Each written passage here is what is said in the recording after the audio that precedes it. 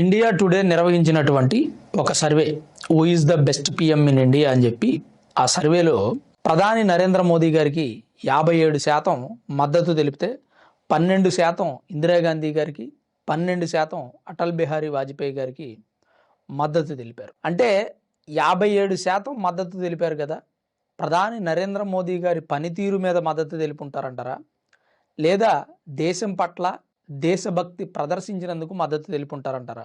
ఏదైనా అవ్వచ్చు, కానీ ప్రధాని నరేంద్ర మోదీ గారి పనితీరు వాళ్ళకి నచ్చి ఉంటుంది.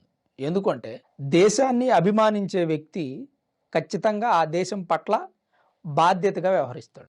దేశం మీద ప్రేమ లేనటువంటి వ్యక్తులు దేశం పట్ల బాధ్యతగా వ్యవహరించలేరు అనేది నా version. Who is the best PM in India survey అదైతే ఇప్పటికిప్పుడు ఎలక్షన్ పెడితే గెలిచే ఛాన్స్ ఎవరికి ఉందంటే 55% మంది ప్రధాని నరేంద్ర మోదీ గెలుస్తారన్నారు. 27% మంది రాహుల్ గాంధీ గెలుస్తారు అని చెప్పారు. అంటే రాహుల్ గాంధీ గారికి ప్రజల్లో మద్దతు ఉంది. 27% మంది అంటే ఒక 18% మంది ప్రధాని నరేంద్ర మోదీని వ్యతిరేకిస్తున్నారు. ఆ 18% మందిలో రాహుల్ గాంధీని అభిమానించేటువంటి వ్యక్తులు ఉన్నారు. అంటే ఇక్కడ మనం ముఖ్యంగా తెలుసుకోవాల్సింది ఏంటంటే రాహుల్ గాంధీ గారికి ప్రజల్లో మద్దతు ఉంది, ఆ మద్దతు తగ్గలేదండి. కానీ దానిని ఆయన పెంచుకోలేకపోతున్నారు, ఎలక్షన్ వైపు తీసుకువెళ్ళలేకపోతున్నారు. అందుకని రాహుల్ గాంధీ గారు ఫెయిల్ అవుతూ ఉన్నారు. గతంలో ప్రజలు ఒకప్పుడు కాంగ్రెస్ పార్టీ పరిపాలించినప్పుడు ఏదేమైనా ప్రజల్లో ఇంత అవేర్నెస్ ఉండేది కాదండి. పొలిటికల్ అవేర్నెస్ చాలా తక్కువ ప్రజల్లో ఒకప్పుడు. ఒకవేళ ఉన్నా ఊర్లో ఉన్న అరాకొరా జనాలకి కొంతమందికి తెలిసే అవకాశం ఉండేది, లేదా రాజకీయ నాయకులకి, లేదా పార్టీ కార్యకర్తల దాకా కూడా ఇంతటి ఇన్ఫర్మేషన్ చేరేది కాదు, తెలిసేది కాదు. ఈరోజు దేశ రాజకీయం సోషల్ మీడియాలోనే ఉంది, రాష్ట్ర రాజకీయం సోషల్ మీడియాలోనే ఉంది. ఎందుకంటే ఉదయం లేచిన దగ్గర నుంచి మన దేశ ప్రధానమంత్రి ఏం చేస్తున్నారు, ఆర్థిక మంత్రి ఏం చేస్తున్నారు, హోంశాఖ మంత్రి ఏం చేస్తున్నారు, ఇవన్నీ విషయాలు మనకు తెలుసు. వాళ్ళ పనితీరు ఎట్లా ఉందనేది మనకు తెలుసు. అలానే రాష్ట్రంలో ఏం జరుగుతుందనేది కూడా ప్రజలందరికీ తెలుసు. మరి రాష్ట్రంలో ఏం జరుగుతుందో, దేశంలో ఏం జరుగుతుందో ప్రజలందరికీ తెలిసినప్పుడు ప్రధాని నరేంద్ర మోదీ గారికి ఇంకా 45% మంది ప్రజల మద్దతు ఎందుకు కరువైందంటారు? ఒక్కసారి ఆలోచించండి. 55% మంది ఇప్పుడు పెడితే ఎలక్షన్ ప్రధాని నరేంద్ర మోదీ గెలుస్తాడన్నారు. మరి మిగిలిన 45% మంది ఏమైపోయారండి? అంటే ఎందుకు ప్రధాని నరేంద్ర మోదీని యాక్సెప్ట్ చేయలేకపోతున్నారు అంటే ప్రధాని నరేంద్ర మోదీకి వాళ్ళు ఒక మతాన్ని అంటగట్టేటువంటి ప్రయత్నం చేస్తున్నారు. అలానే వేరే పార్టీల వాళ్ళు బీజేపీ పార్టీ లేదా ప్రధాని నరేంద్ర మోదీ ముస్లిమ్స్కి క్రిస్టియన్స్కి వ్యతిరేకమని ప్రచారం చేసేటువంటి ప్రయత్నంలో ఉన్నారు. కానీ ఈ విషయం ఎక్కడా నిజం కాదండి. ఎందుకంటే ప్రధాని నరేంద్ర మోదీ క్రిస్మస్ పండుగ వస్తే ఢిల్లీలోని కెథడ్రల్ చర్చిల్లో ప్రార్థనలో పాల్గొంటారు. ముస్లిమ్స్కు సంబంధించి ఏదైనా పవిత్రమైనటువంటి పండుగలు ఉంటే వారి ఆచార వ్యవహారాల ప్రకారం వాటిలో పాల్గొంటారు. హిందూ ఆలయాలకు వెళ్తారు. ఆయన హిందూనే, కానీ మిగిలిన మతాలను గౌరవిస్తున్నారు. కానీ వీళ్ళు ప్రొజెక్ట్ చేసేటువంటి విధానం ప్రధాని నరేంద్ర మోదీని ఒక మతానికి అంటగట్టేస్తుంది. కానీ రాహుల్ గాంధీ గారి విషయంలో అది జరగట్లేదండి. రాహుల్ గాంధీ గారికి ఇంకా 24% మద్దతు ఉంది అంటే దానికి కారణం ఆయన్ని అభిమానిస్తున్నటువంటి వర్గాలు. ఆయన ఏ రోజు ఒక హిందూ ఆలయానికి వెళ్ళడు, హిందువులను గౌరవించరు. నేను అధికారంలోకి వస్తే ఆర్ఎస్ఎస్ని బ్యాన్ చేస్తా, బజరంగ దళం నాశనం చేస్తా అంటారు. పార్లమెంటరీ కమిటీలో ఉన్నటువంటి సభ్యుడు ఉండి కూడా అయోధ్య రామాలయాన్ని సందర్శించడానికి వెళ్ళలేదు.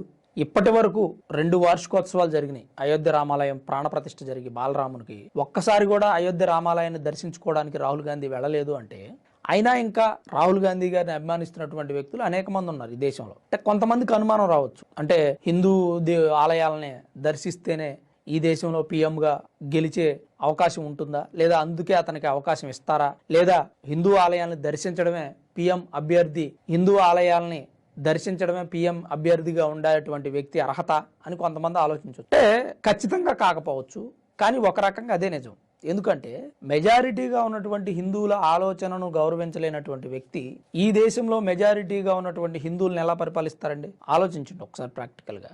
అలానే నేను చెప్పింది ఇదొకటి మాత్రమే. ఇంకొకటి ఏంటంటే ఈ దేశంలో ప్రధాని అవ్వాలి అనుకునేటువంటి వ్యక్తి ఈ దేశంలో ఉన్నటువంటి ప్రతి మతాన్ని గౌరవించాలి. ఈ 2 పాయింట్లు కూడా నేను చెప్పినటువంటి ప్రధాని అభ్యర్థి అతనికి వర్తిస్తాయి ఖచ్చితంగా. ఇది చట్ట ప్రకారం కాకపోయినా, రాజ్యాంగబద్ధంగా కాకపోయినా ఖచ్చితంగా ఓట్ల విషయంలో మాత్రం వర్తిస్తాయి. ఎందుకంటే ఉదాహరణ రాహుల్ గాంధీ గారి ఓటమే, 3 సార్లు రాహుల్ గాంధీ గారు ఓడిపోవటం, లేదా కాంగ్రెస్ పార్టీ ఓడిపోవటం, దేశవ్యాప్తంగా 3 రాష్ట్రాల్లో మాత్రమే కాంగ్రెస్ పార్టీ అధికారంలో ఉండడం. ఒక రకంగా ఇది కూడా గొప్ప విషయమే. తెలంగాణలో హిందువులు లేరా? ఎందుకని కాంగ్రెస్ పార్టీని గెలిపించారు?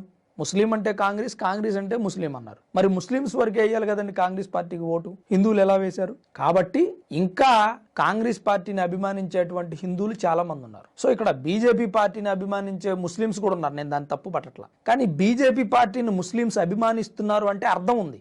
ఎందుకంటే బీజేపీ పార్టీ ముస్లిమ్స్ విషయంలో ఎక్కడా కూడా అన్యాయం చేయలేదు, లేదా ఇస్లాంని నాశనం చేస్తానని అనలేదు, దేశం నుంచి తరిమి కొడతానని అనలేదు, లేదా ముస్లిమ్స్ జరుపుకునేటువంటి పవిత్రమైనటువంటి పండుగల్లో బీజేపీ పార్టీ వాళ్ళు పాల్గొనము అని చెప్పలేదు. ఈవెన్ నరేంద్ర మోదీ గారు కూడా వాళ్ళ కార్యక్రమాలకు వెళుతూ ఉంటారు. అప్పుడు బీజేపీ పార్టీకి ముస్లిం సపోర్ట్ ఉండడం తప్పంటారా, రైట్ అంటారా?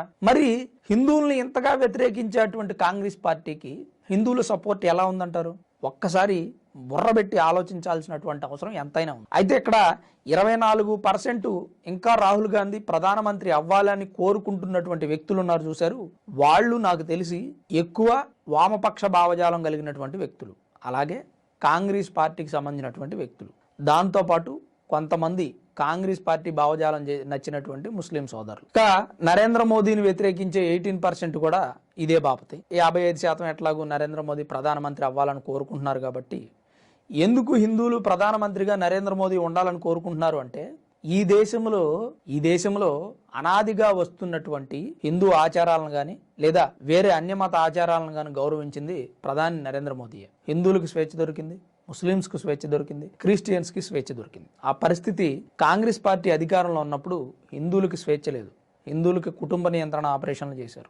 హిందువులు ఎక్కువ మంది పిల్లలను కనకుండా చట్టాలు తీసుకొచ్చారు. హిందువులు గోకులాలు కానీ పాఠశాలలు కానీ నడుపుకోవడానికి, వేద పాఠశాలలు కానీ నడుపుకోవడానికి పర్మిషన్స్ ఇవ్వలేదు. ఇలాంటివి చరిత్రలో కనుమరుగైపోయిన అంశాలు ఎన్నో ఉన్నాయి. అయినా ఇంకా హిందువులు కాంగ్రెస్ పార్టీకి సపోర్ట్ చేస్తున్నారు అంటే కొంతమంది తెలియక, లేదా అది మన దౌర్భాగ్యం అనే అనుకోవాలి. మరి ఇండియా టుడే రిలీజ్ చేసినటువంటి 2025 who is the best CM in India survey మీద మీ అభిప్రాయం ఏంటి, మీరేమనుకుంటున్నారు? కామెంట్ రూపంలో తప్పకుండా తెలియజేయండి. Thanks for watching this video.